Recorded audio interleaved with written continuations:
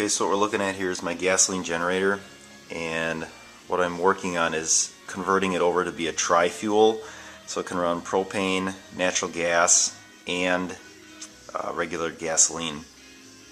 So what I did this morning was pull the air box off, and I put in between there, it's called a motor snorkel. It looks like this, so there's a little rubber piece that sits, rubber hose that sits inside the carburetor. This acts as the gasket then, so you remove the factory gasket.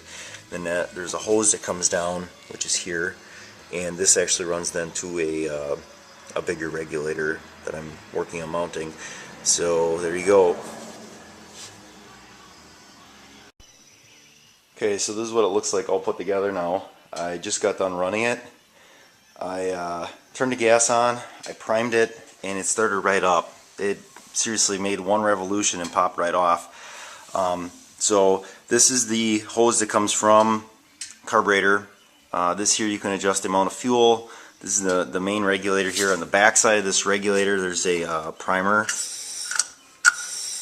And I just primed it until it sounded like the air was out of the line and you could kind of smell propane. Oh, I can smell it now. This is the 3/4 line here, and then that comes over to my LP cylinder here, and I got a quick connect on here, so I can pull this off, and I'll talk about that later.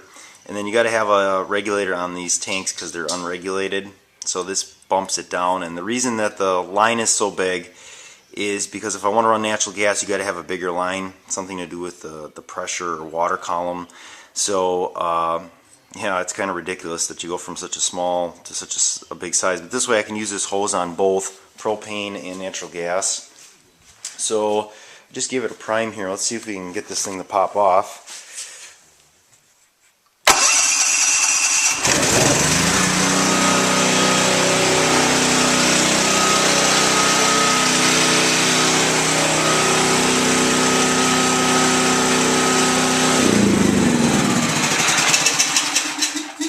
So there you go, it was obviously running on propane. As soon as you turn the tank off, it shuts off. So